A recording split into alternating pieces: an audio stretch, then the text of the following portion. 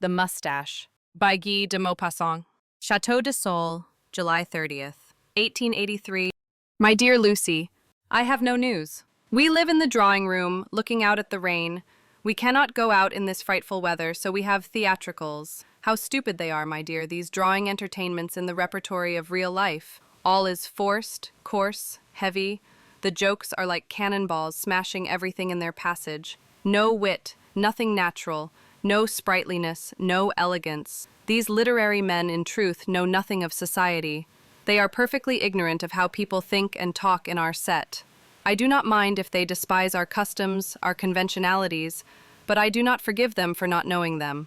When they want to be humorous, they make puns that would do for a barrack. When they try to be jolly, they give us jokes that they must have picked up on the outer boulevard in those beer houses artists are supposed to frequent, where one has heard the same students' jokes for 50 years. So we have taken to theatricals. As we are only two women, my husband takes the part of a soubrette. And in order to do that, he has shaved off his mustache. You cannot imagine, my dear Lucy, how it changes him. I no longer recognize him by day or at night. If he did not let it grow again, I think I should no longer love him. He looks so horrid like this. In fact, a man without a mustache is no longer a man. I do not care much for a beard. It almost always makes a man look untidy. But a mustache, a mustache is indispensable to a manly face. No, you would never believe how these little hair bristles on the upper lip are a relief to the eye and good in other ways. I have thought over the matter a great deal, but hardly dare to write my thoughts. Words look so different on paper, and the subject is so difficult, so delicate, so dangerous, that it requires infinite skill to tackle it. Well, when my husband appeared, shaven, I understood at once that I never could fall in love with a strolling actor, nor a preacher, even if it were Father Didon, the most charming of all. Later, when I was alone with him, my husband, it was worse still.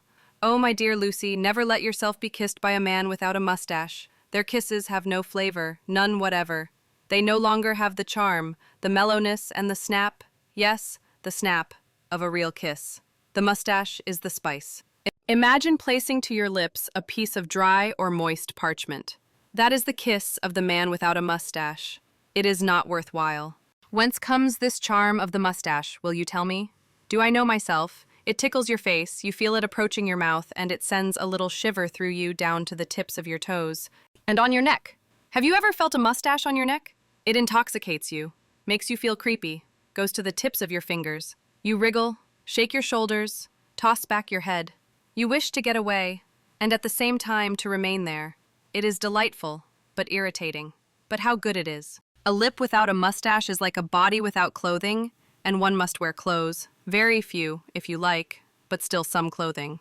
I recall a sentence uttered by a politician which has been running in my mind for 3 months. My husband, who keeps up with the newspapers, read me one evening a very singular speech by our Minister of Agriculture, who was called Mr. Malin. He may have been superseded by this time, I do not know. I was paying no attention, but the name Malin struck me. It recalled, I do not exactly know why, the Scenes de la vie de Bohème. I thought it was about some grisette. That shows how scraps of the speech entered my mind. This M. Malin was making this statement to the people of Amiens, I believe, and I have ever since been trying to understand what he meant. There is no patriotism without agriculture. Well, I have just discovered his meaning, and I affirm in my turn that there is no love without a mustache. When you say it that way, it sounds comical, does it not? There is no love without a mustache, There is no patriotism without agriculture, said M. Malin, and he was right, that minister. I now understand why. From a very different point of view, the mustache is essential. It gives character to the face. It makes a man look gentle, tender, violent, a monster, a rake, enterprising. The hairy man, who does not shave off his whiskers, never has a refined look, for his features are concealed, and the shape of the jaw and the chin betrays a great deal to those who understand. The man with a mustache retains his own peculiar expression and his refinement at the same time. And how many different varieties of mustaches there are. Sometimes they are twisted, curled, coquettish. Those seem to be chiefly devoted to women. Sometimes they are pointed, sharp as needles, and threatening. That kind prefers wine, horses, and war. Sometimes they are enormous, overhanging, frightful. These big ones generally conceal a fine disposition, a kindliness that borders on weakness, and a gentleness that savors of timidity. But what I adore above all in the mustache is that it is French, altogether French. It came from our ancestors, the Gauls, and has remained the insignia of our national character. It is boastful, gallant, and brave. It sips wine gracefully and knows how to laugh with refinement, while the broad-bearded jaws are clumsy in everything they do. I recall something that made me weep all my tears, and also, I see it now, made me love a mustache on a man's face. It was during the war, when I was living with my father. I was a young girl then. One day there was a skirmish near the chateau.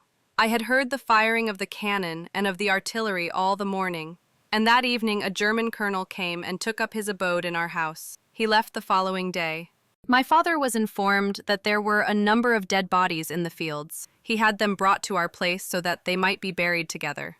They were laid all along the great avenue of pines, as fast as they brought them in, on both sides of the avenue, and as they began to smell unpleasant, their bodies were covered with earth until the deep trench could be dug. Thus one saw only their heads, which seemed to protrude from the clayey earth, and were almost as yellow, with their closed eyes. I wanted to see them.